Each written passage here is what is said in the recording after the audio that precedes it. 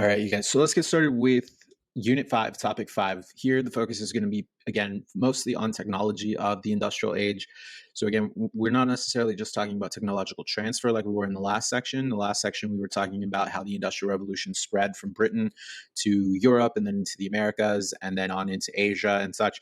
So we're not talking necessarily here about technological transfer. We're talking about what technology was developed, innovations and inventions that took place here during the Industrial Revolution. Now, first, your learning objective, we're going to talk about how technology shaped economic production over time. We'll talk about the development of different machines, including steam engines, the internal combustion engine, how that led to the use of energy in fossil fuels, coal, oil, things like that. We'll talk about the second industrial revolution and how that led to new methods in the production of steel, chemicals, electricity, and how those led on into the second half of the 19th century. We'll talk about railroads, steamships, the telegraph, how that makes exploration, development, and communication possible in the global market. So let me kind of move myself a little bit more out of the way here. We want to remember, right, we've talked about the Industrial Revolution kind of in general terms. And this particular era is categorized by two distinct industrial events. Generally, they are referred to as the First Industrial Revolution and the Second Industrial Revolution. Now, the main difference between the two is kind of their effects on production, and the changes that each bring are what we in history kind of use to categorize the two different periods of industrialization. So here on the screen, you see some points of comparison, and in the next two slides, we'll give a little bit more detail about both. But there is something here to kind of keep an eye on, right? Mostly we're talking about time periods, the late 18th to mid 19th century for the first industrial revolution, and then from the late 19th and on into the 20th century. And then again, you see the transition: textiles, iron, and steam power for the first industrial revolution, steel, oil, electricity, chemicals, etc., on into the second one. And then look at the differences in transportation: railroads and canals for the first industrial revolution, and then automobiles. That's going to be set up by the internal combustion engine and developments there. So just keep in mind the differences between the two here, what kind of defines the first versus what defines the second, not only just the time period, but sort of the inventions and innovations that take place during those periods. So let's get started here with the first industrial revolution. This, again, think about the time period between 1760 and 1840. Again, think of the first industrial revolution as kind of that first wave of innovation that will kind of lead into the second industrial revolution. We remember beginning in Britain with developments in the textile industry and the factory system that develops. We see improvements in steam power, which helps kind of extract coal from the mines, helps automate some of the parts of the textile industry and textile production, and will ultimately then provide a way to power trains and steamships for transporting goods. So the rise of the factory system also goes hand in hand with urbanization, which we've talked about, and the growth of urban centers, which was an important factor later on in the second industrial revolution. Now remember here again, we also see large migrations from rural to urban areas, so moving away from that agricultural, agrarian economy into a more urban, industrial economy.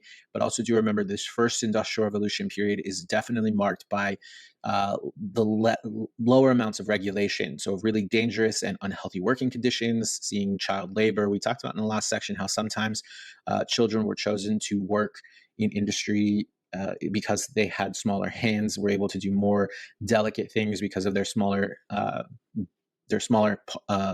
hands and things. But capitalism going hand in hand with the scientific revolution. So just keep these things in mind as sort of defining factors of the first industrial revolution. Now, the second industrial revolution picks up there at 1870, works its way through the beginning stages of the 20th century as we get into right around the First World War. So we're looking at 1870 to 1914. So in this second industrial revolution, you have many of sort of the modern inventions or kind of the precursors to modern inventions that we know and enjoy today. So if you think about things like cars, gasoline, phones, lights, things like that, things that you can see even right now around the classroom. All of those things kind of stem from this second industrial revolution. So the effects of industrialization are felt, and we will kind of explore those things and spurred movements to regulate these new eras of industry. So huge developments in transportation, communication, railroads, automobiles, the telegraph, the telephone. The center here is steel and oil production. And we're going to start to see more demand for regulations, right? The first industrial revolution, we see child labor. We start to see that change, and we'll talk more about that as we go, as we get into the end of the World War, end of the First World War. We'll get into the progressive era, right, where we'll talk more about those things and regulation. So part of the Industrial Revolution in general, is also something called the fossil fuel revolution. So if we remember, there's this period here of discovery, kind of utilization, and adoption of fossil fuels as an energy source. So this transforms industries, transforms transportation, transforms economies, and really is kind of what sparks this unprecedented growth and development in the world. So coal starts off things here in the Industrial Revolution by making steam-powered engines a reality. So Britain had access to coal. Remember, we talked about how the Industrial Revolution gets started in Britain. Britain has access to that coal, and that's one of the factors that made Britain kind of the early leader in the Industrial Revolution. Oil will go on to kind of replace coal as a source in many industries during and after the Second Industrial Revolution. Remember, we talked in the last section, the first oil well kind of is set up in 1859. So right towards the end of what we consider to be the first industrial revolution, and then we'll set up the second industrial revolution. But that oil well set up in 1859, in Pennsylvania by Edwin Drake. That's the beginning of the oil industry. And you'll see that used for lamps, for lighting, for kerosene, for heat, for electricity. Leads on to the internal combustion engine, which will lead on to the automobile. So that definitely oil development really replaces coal as a fuel in most industries. And again, that sets the stage for the second industrial revolution. We did include on here in natural gas, which is in the list of fossil fuels, but it doesn't have really a huge impact on the economic processes and innovation until probably after 1900. So it is used for lighting. It is found alongside some of the deposits for coal and oil, but it's not really used as an energy source until kind of later on in the 20th century. So we'll talk more about that as we get there, but we do include it here as part of the revolution of use of fossil fuels as energy sources. So let's talk about some of the advantages of oil over coal. Now, crude oil, which is kind of unfiltered, unrefined oil, has been used by humanity for thousands of years, right? Now, oil finds new use here in the Industrial Revolution. It would eventually go on to replace coal in a lot of industries for a couple of reasons. One, it's cleaner burning, so there's less pollution than when you use coal. It can produce actually more energy, so it has a greater energy density than coal, right? You get more energy with a smaller amount. Plus, it's easier to transport, right? And we see the development and things of transportation systems. So liquid oil is much easier to store and transport over distance than coal, right? Coal is transported in, pieces of coal, large pieces, large chunks. So liquid oil is much easier to transport over distance. We see the development of pipelines. We see the development of railroad cars that are specialized in transporting liquid oil. So this takes place over time. So it begins to grow. And then we start to see commercial oil wells that are drilled all across the United States and all across Canada. And then eventually they do discover their own resources of oil in Europe. So in this particular image here that's on the screen, this is a few oil wells that have been drilled in Galicia in Spain in 1881. So it just becomes a global product that's used. And again, fuels part of that, what we call and what we consider the second industrial revolution. So let's talk about here how the oil industry brought about change in industry. So Ignacy Luswitz, who's a Polish pharmacist, really improved the kerosene lamp technology, which used a local petroleum in Poland. Now, when did kerosene lamps become kind of very popular, right? And that's in 1853 when Lukowicz uses his lamps for an emergency operation at a hospital in Lviv in Poland. And the kerosene lamps provide better lighting. It's bright, it's clean, it's clear. So the hospital orders more lamps, more fuel. And so Lukowicz recognizes the potential that these kerosene lamps have. So he goes into business. He leaves the pharmacy, goes into business, starts to patent his technology. And by 1859, right, there's widespread use of kerosene lamps, particularly in Poland, and then those start to spread on. Now, the oil industry does also spark the advent of the automobile, right? So kerosene lamps were part of the oil industry that brought change. We see better lighting, but we also see the development of the internal combustion engine. So you start to see automobiles, motorcycles, airplanes, all powered by derivatives of oil. And that really changes the dynamic of transportation, specifically for cargo, specifically also for personal use when we talk about automobiles. And heating and electricity also do become oil dependent as well. You start to see oil powering electricity plants. Later on, of course, we'll see natural gas powering electric plants. But also think about plastics and chemicals and things like that. Oil is a base material for lots of materials, rubbers, fertilizers, plastics. So oil really is seen in a lot of parts of our of our daily life even today. So it becomes much more a much more critical component of a lot of things that are used by industry in general. So let's take a look at internal combustion engines in general. Okay, an internal combustion engine works by burning fuel, typically gasoline, in a small chamber called a cylinder.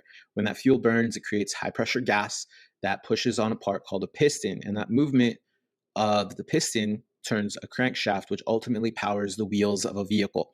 Okay, so one of the very first internal combustion engines is the one that you see on the screen here, the the Pyrolephosphore, which does not really take off commercially. What it uses really finely crushed coal dust as fuel, right? It's usable, but it's not really commercially viable, right? It's not really easy to use finely crushed coal. But there is a lot of development in the internal combustion engine. And you have engineers that are in both Europe and the United States kind of designing different versions of this, lots of different patents on different types of engines. And then in 1879, you get Carl Benz, who is one of the gentlemen who developed the company that would later on become Mercedes-Benz.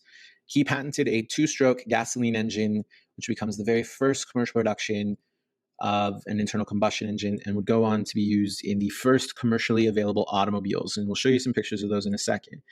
So just look at the development here in the mid 1800s of the internal combustion engine. We go from something like the Pyrophosphor, which I'm definitely pronouncing that wrong, by the way, in 1807, right, the early 1800s, to the mid 1800s and 1879, when we get a gasoline engine, all from the development of the oil industry, right? So in that short period of time. So I want you to keep in mind and keep in consideration the amount of time that's required here for development.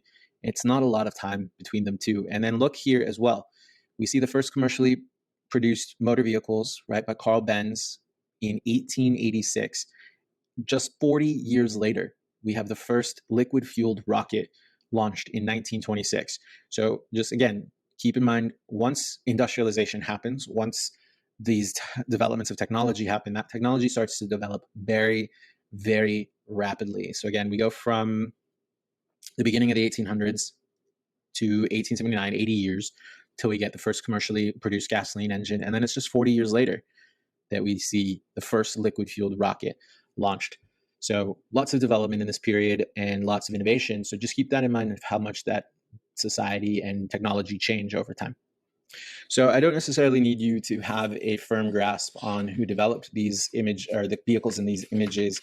But these are some of the images of the first commercially available automobiles from Carl Benz, and an image of the very first driver's license, which was issued to operate the patent motor wagon, which you see on the screen. It was used by Bertha Benz for driving the first long distance journey by automobile which was a distance of 60 miles. Okay. That first driver's license is issued in 1888. In 1895, you have the first internal combustion engine bus, okay, which you see right above me here. Okay, so just a couple of images that show you kind of the developments of the automobile. They're not like you would see today, right? This is not a bus we would see today. Over here, this is not a vehicle or an automobile we would see today. So very different concepts, but these are the starts of those innovations. And then we'll see how those play out later on when we talk about like the assembly line, the Model T, Henry Ford, and those things. So electricity is going to become much more important as well during this, especially during the second industrial revolution. It's the late 18th century, the late 19th century, the late 1800s, where we see major breakthroughs in electrical engineering, which takes electricity kind of from this scientific curiosity to something that's practically used in industry and in daily life. So you have key figures like Thomas Edison, Nikola Tesla, and George Westinghouse, who are here on the screen, who are instrumental, in developing practical electrical systems. So Thomas Edison invents the incandescent light bulb in 1879, which will kind of lead the way to replace the kerosene lamp. He also developed electricity distribution services to spread the use of indoor lighting. Then you have Nikola Tesla, who worked on an alternating current system, which allowed for long distance electricity transmission. George Westinghouse would buy patents from Nikola Tesla in 1888 that were critical for building out functional AC power systems, including the induction motor and transformer designs. So really here at the end of the 19th century, the end of the 1800s, we start to see how electricity not only goes out of the way to become more practical, but then how are we going to make it how are we going to distribute it so that it's able to be used and utilized in daily life. Okay, so let's take a look at the effects that electricity has. So as far as the ability to send and use electricity in a practical manner, what effects does that have?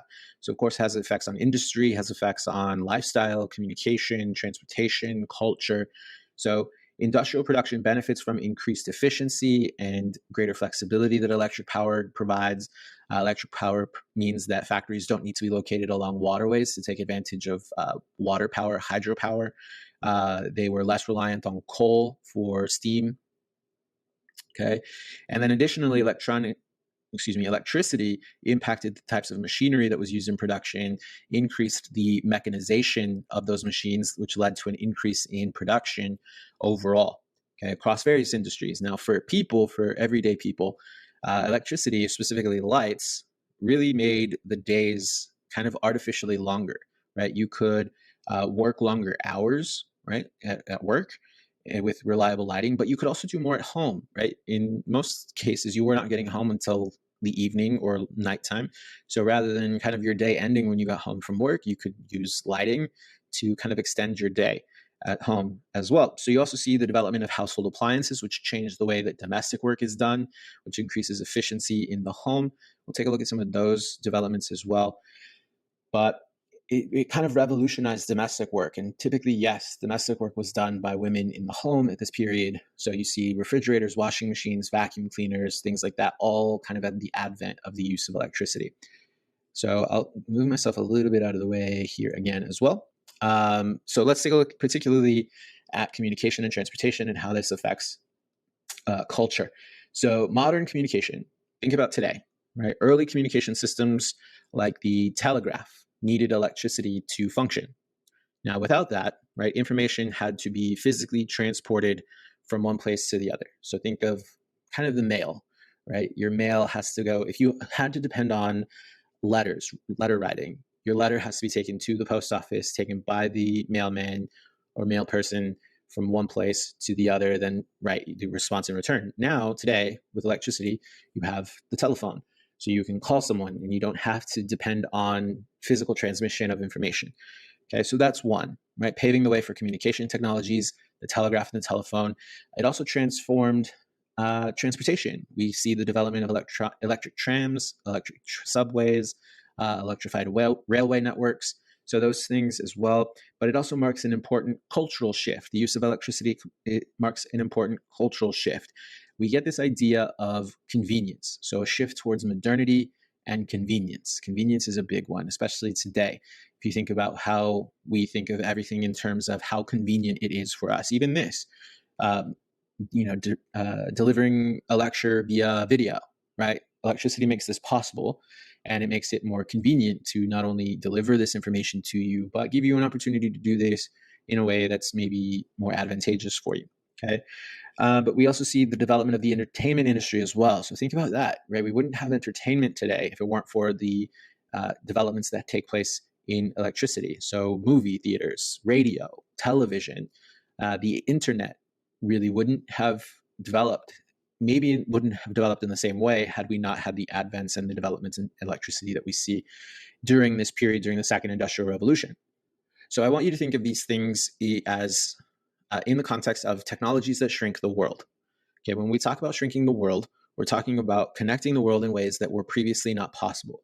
So being able to identify the fact that some technologies connect people and places with things like increased trade and migration, right? Those things connect the world. So you have trains, you have steamships, right? Steamships, we're no longer depending, when we talk about steamships, we're no longer depending on the wind to motor, well, I was going to say motorize, right? But we're no longer depending on the wind to move boats and ships, right? So people are able to move a lot more freely, move in directions that maybe weren't possible before because of wind.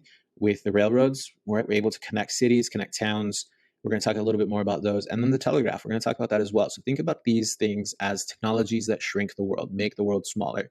And those continue to develop. We'll talk about these things now in the context of historical things, but think about, say, the internet, smartphones, social media, right? Those are all still technologies that shrink the world. And those are some things that you can use for some context here as well. So I gotta move myself again. But think of railroads here, right? You may not think of railroads as something that shrinks the world or connects the world, right? But again, think of the time period that we're looking at. We're looking at the end of the 1800s, right? The end of the 19th century. So railroads have a huge effect on parts of the world beyond just Europe. So I know we've talked about railroads in Britain. I know we've talked about railroads in parts of India, which was under British control. I know we've talked about railroads in the Americas, particularly the United States. But think about here in Africa. Okay, you have the landlocked protectorate of Uganda, right? Which, if you look at the map, right, the city of Kisumu. Okay, now the protectorate of Uganda was controlled by the British Empire beginning in 1894.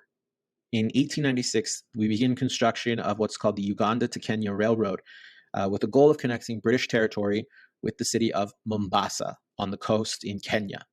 Now, railroads allow this inner region, this interior region, to become connected to the coastal port, which then opens up commerce and trade for those interior regions. Okay.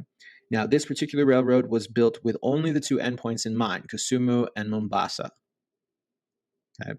But what happens is the space in between those two cities, which had been very unpopulated in the late 1890s, when the railroad is ultimately completed in 1901, between 1901 and 1962, people start to migrate towards that railroad. So you see populations grow along that railroad. You see smaller cities and smaller towns growing up around that railroad that did not previously exist there.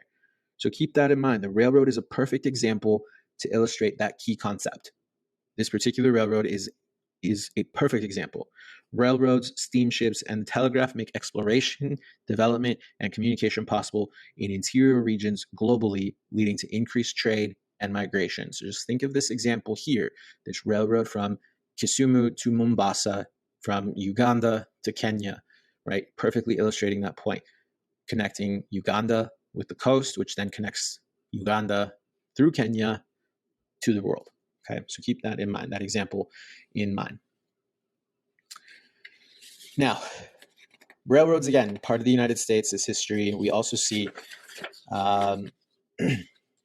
immigration here become not a concern, but a factor with the advent of railroads. So railroads is also closely associated with migration. Think of, again, the example we just talked about. People migrated to be where the railroad was so they could be connected to the coast and the trade network, right? So we saw the movement of people to that railroad after it was built. And in the United States, another railroad, the Transcontinental Railroad, was built using migrant labor. We talked in the last section about how there is immigration to the United States from Europe and Asia. Okay, so in particular, you have about 15,000 Chinese workers between 1863 and 1869. During and after the Civil War, you have 15,000 Chinese workers who come to the United States to build the Transcontinental Railroad in the United States between Sacramento and Promontory Point, Utah. So the industry, the railroad industry, attracts migrant labor, and then the influx of the Chinese migrant labor would later go on to lead to the Chinese Exclusion Act. We'll talk about that later. We'll cover that in probably Unit 6. But just think about these Chinese immigrants would not be in the United States, would not have set up communities in the United States, especially in places like Sacramento, San Francisco, Los Angeles, would not have been here had it not been for the construction of the railroad. They are responsible for rail construction in the West.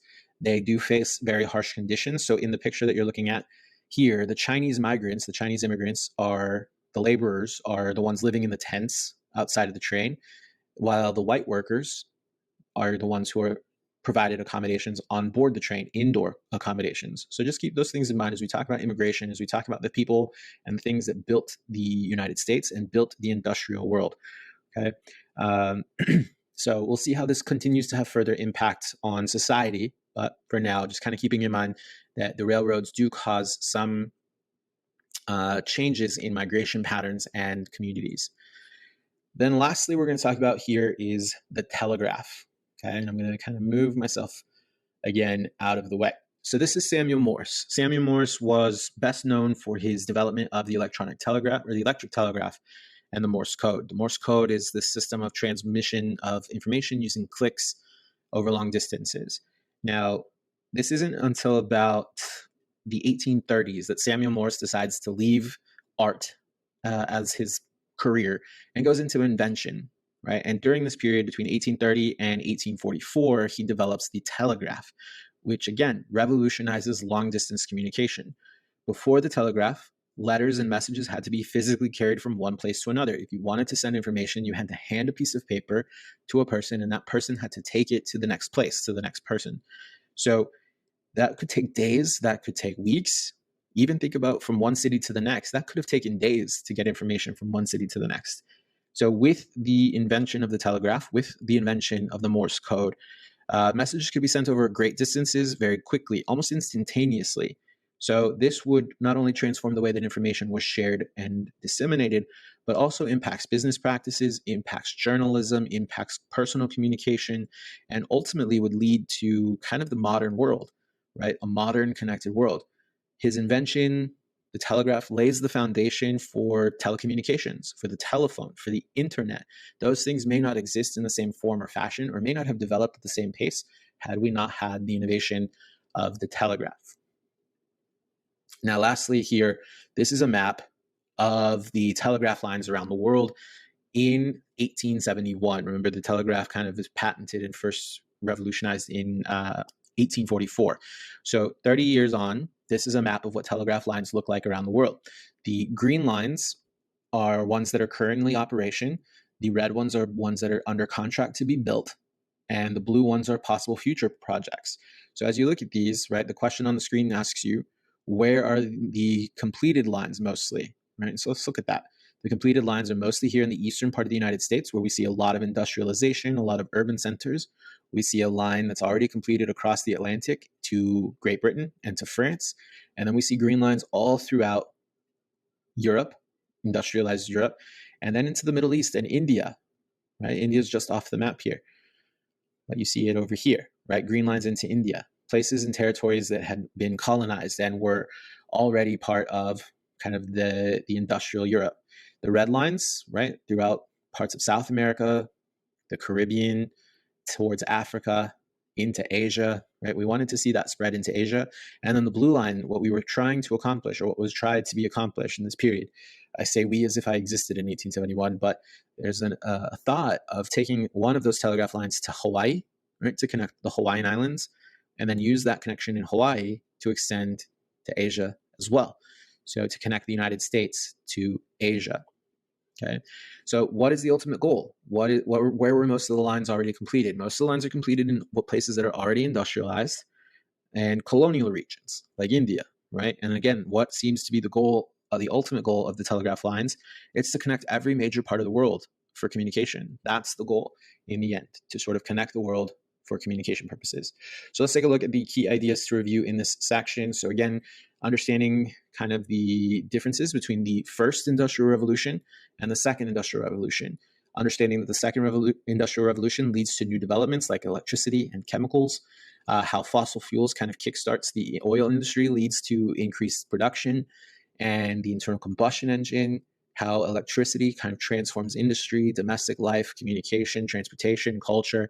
And then remember the things that are invented or the innovations that connect the world, that shrink the world: trains, steamships, and the telegraph. Okay, and then again, we also talked about how railways facilitated increased change and migration. We'll explore that a little bit more as we go, but railways are a huge facilitator for increased trade and migration and shifts in population. So keep those things in mind. Those are the key ideas and key topics for review out of section 5.